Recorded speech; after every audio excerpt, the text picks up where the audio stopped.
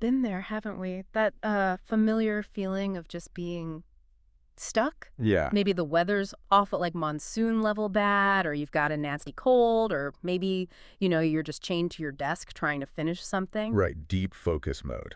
Exactly. And the hours tick by and you get that little nagging voice. You really should move, You're not active enough today. That little guilt trip we give ourselves. Totally. And for ages, I always thought movement meant like sweat, the gym, a proper run. Like formal stuff. But the sources we looked at for this deep dive, they really flipped that idea on its head. They showed these hidden, often subconscious ways we're already moving and how we can actually use them. That's a great way to put it. So today, we're diving into something that could genuinely be your secret weapon against those sedentary times. It's called Non-Exercise Activity Thermogenesis. NEAT, for short. Neat. It sounds technical, but it's actually quite simple. Yeah, it's this powerful, often just completely overlooked way to stay active without, lacing up trainers or hitting the gym. We're going to explore how these tiny, everyday movements can actually make a really big difference. That's spot on. Basically, NEAT is the energy your body uses for, well, everything you do that isn't sleeping, eating, or actual sports-like exercise. Think of it like your body's background activity level. And what's really fascinating here, what we're zeroing in on today, is something super common. Fidgeting. Fidgeting, like tapping your foot. Exactly like tapping your foot or shifting in your seat, all those little things. So our mission today is to uncover the surprising benefits, but also the really important limitations, and some unexpected ways fidgeting and NEAT show up. Sounds good. Like a shortcut to feeling more active, even when, life gets in the way. Precisely. Okay, so let's really dig into this. That scenario we mentioned, stuck indoors, bad weather, maybe hours at the laptop, or just scrolling social media. We all know it well. You should move, but the couch, it just pulls you in, right? It has its own gravity, definitely. Well, our sources shared this really relatable personal story. Someone consciously decided to start fidgeting during those exact moments. Intentionally. Yeah. Yeah. Like while typing or reading or watching something, or even just chilling after dinner, taking those times you'd normally be totally still and adding small movements. That makes sense. And it clicked for me because I often feel that restless leg thing after sitting and focusing for a while. It's not about big movements. It's those little taps and wiggles. Like finding a superpower in restlessness, as you said earlier. Exactly. And, it's not just about feeling a bit less restless.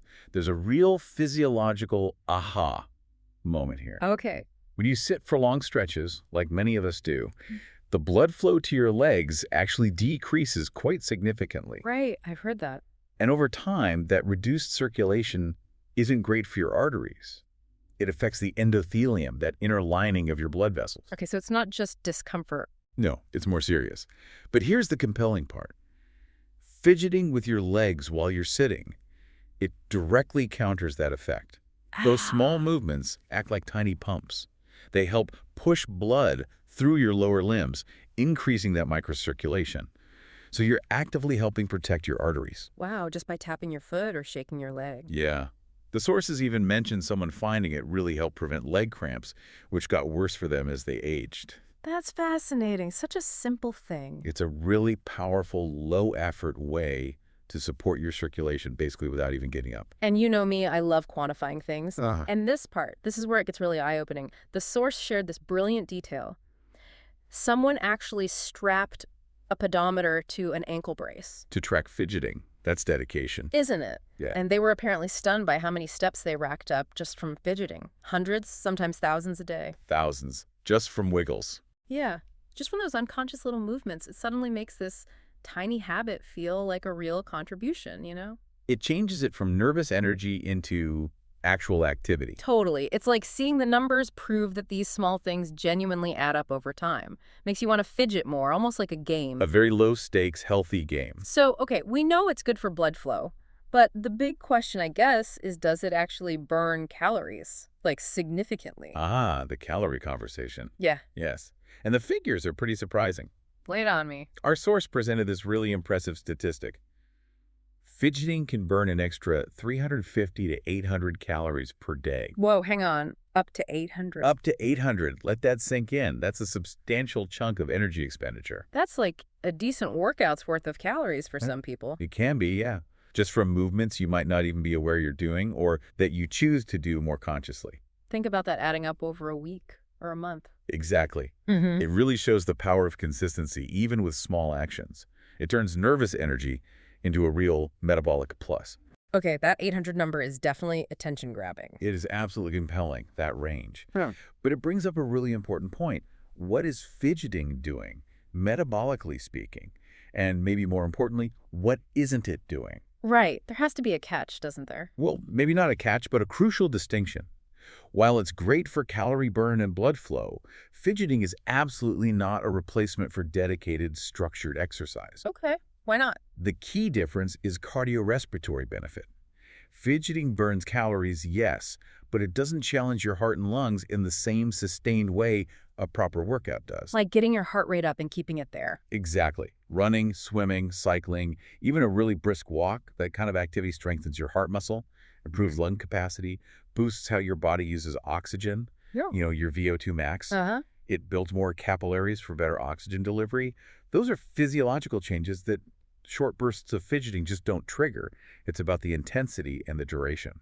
So it's not building fitness in the same way. Correct. It's not improving your cardiovascular engine to the same degree. That makes sense. So it's not an either situation. Not at all. It's really best viewed as an excellent complementary activity. Think of it as working with your workouts and other healthy habits. Adding to the total. Precisely. Every bit of movement counts towards your overall well-being. And that range, the 350 to 800 calories, that's also key. Why the big range? It depends hugely on the individual. Your metabolism, your body size, a larger person burns more, moving their limbs, and crucially, the type and intensity of the fidgeting. So just tapping a toe is different from constantly shifting around. Absolutely. More vigorous, whole-body fidgeting burns more, so you can actually nudge your need up by being a bit more enthusiastic in your fidgets, if you like. Haha, enthusiastic fidgeting. I like it. So it offers this really accessible, low-impact way to boost your daily movement, especially on days a workout isn't happening or just to add a bit extra to your routine. It's about embracing a more, well, holistic view of activity. That really clears things up. And it feels like we need to widen our definition of movement way beyond the gym then, doesn't it? Definitely. Our sources really highlighted all these other forms of NEAT that, lots of us are already doing, probably without even thinking about the health side of it. Right, the everyday stuff. Yeah. It's not just workout time that matters. It's everything in between. Or even instead of on a rest day. Mm-hmm. Think about your normal routine, like household chores, cleaning, mopping. Oh, yeah, that could be quite physical. Right.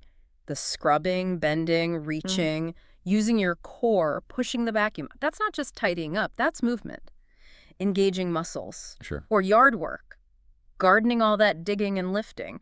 Raking leaves, that's a proper arm and back thing. Definitely feel that afterwards sometime. And cooking, just standing, chopping, stirring, walking around the kitchen, it adds up. Home improvement stuff too, painting, building flat pack furniture. Don't remind me of flat pack furniture. But yes, surprisingly tiring. Exactly. So if you pause and think, how much of your day really from getting up to going to bed is actually NEAT? These aren't just tasks.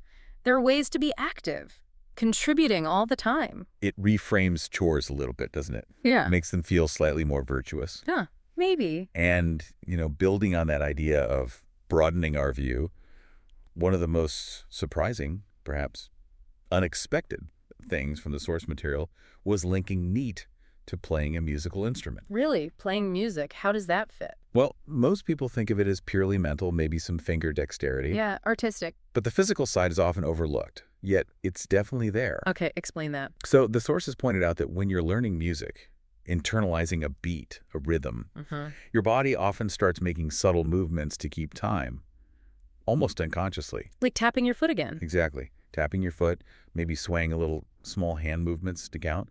And then there are the actual mechanics, pressing piano keys, strumming or fretting a guitar, bowing a violin. Those are repetitive, precise physical actions. I never really thought of it that way. With a guitar, you've got the strumming arm, the fretting hand, maybe shifting your posture. Piano involves constant arm and finger work, even just maintaining the posture. All of that is NEAT. Huh. So even focused, creative activities have this hidden movement element. Exactly. It shows that movement isn't just about sweating buckets. It's this constant, subtle physical engagement throughout our day. Even when we're doing something seemingly sedentary, The brain and body working together, mental rhythm turning into tiny physical It's movements. quite an elegant example, really, adding another layer to how we expend energy daily. Okay, so let's try and pull this all together. Recapping our deep dive today. We've really seen the surprising, maybe underestimated power of just fidgeting. Yeah, as a really accessible form of NEAT. It's got those unique benefits for blood flow in the legs, helping protect arteries, which is huge. And it can seriously add to your daily calorie burn. Remember that 350 to 800 extra calories. Definitely not insignificant. And the best part, it's so easy to incorporate consciously when you're working, reading, scrolling. Just add some small movements, leveraging little shifts for potentially big gains. But, and this is the crucial takeaway we kept circling back to, Right. The important distinction. NEAT, whether it's fidgeting or chores or playing guitar, it's a powerful complement to traditional exercise. It's not a replacement. Because it doesn't give you that same big boost for your heart and lungs. Exactly. But it is absolutely vital for an overall active lifestyle. It's about valuing all the movement in your day. Every step, wiggle, chore, musical note, Yeah. it all adds up. Building activity from the ground up, not just in workout blocks. That's the shift in perspective, is the movement throughout the entire day that matters. So the big question for everyone listening, what does this all mean for you? Yeah, time for some self-observation. We really encourage you to notice your own daily movements. What unexpected neat things are you already doing? Maybe that leg bounce in meetings or pacing while you're on the phone. You might be surprised. And then think, how could you consciously add a bit more deliberate fidgeting? Maybe try that pedometer on the ankle trick just for fun. See what your personal fidget score is. Or hey, maybe you'll even be inspired to pick up that dusty guitar and notice those little tempo-keeping movements. The challenge really is just to start looking for the movement in your day, in all its forms. You might find you're much more active than you thought.